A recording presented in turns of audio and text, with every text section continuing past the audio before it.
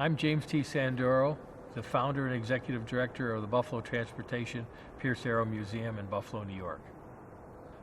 My vision and my wife's vision over the last 45 years is to set up a museum that will celebrate the history of Buffalo transportation, of automobiles, bicycles, motorcycles, any type of transportation that was made in Buffalo, New York.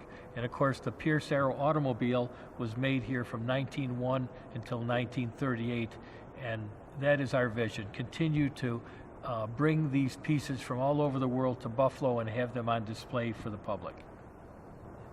Well, again, the purpose is to let young people and old people and people from around the world know how important transportation was to Buffalo, the transportation industry. And for the first 30 years of the century, most of the jobs in Buffalo were transportation related. Pierce Arrow had 14,000 people. Other companies had thousands and thousands of people working in that industry. And many of the homes that you see and businesses were built around the automotive industry. So that's what we're trying to celebrate. And when people come in, they're awestruck by the number of cars and the quality of the cars. The Pierce Arrow was the official White House car from President Taft until Roosevelt, the Secret Service. The first car with power steering was a Pierce Arrow. On and on and on. All these special things that happen in the automotive world happened in Buffalo.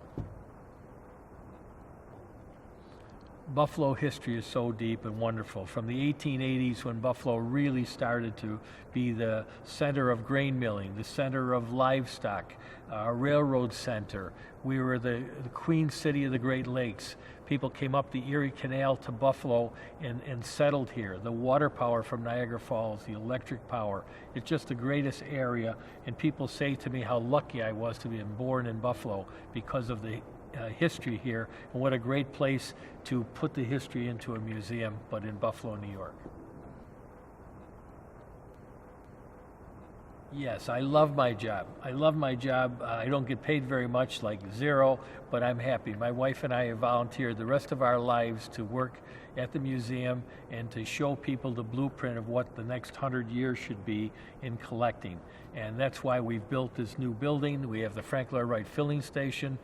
We have so much. We will be the biggest transportation museum in North America, and possibly the third biggest transportation museum in the world in the next couple of years. So we're very, very excited about our property.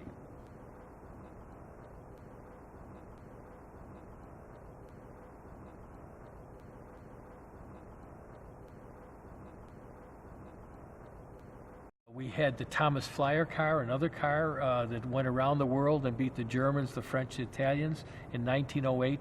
And the Great Race movie, everything was patterned after the Great Race. So many first important things happened in Buffalo, and we need people to come to the museum and find out all these facts. And thank you.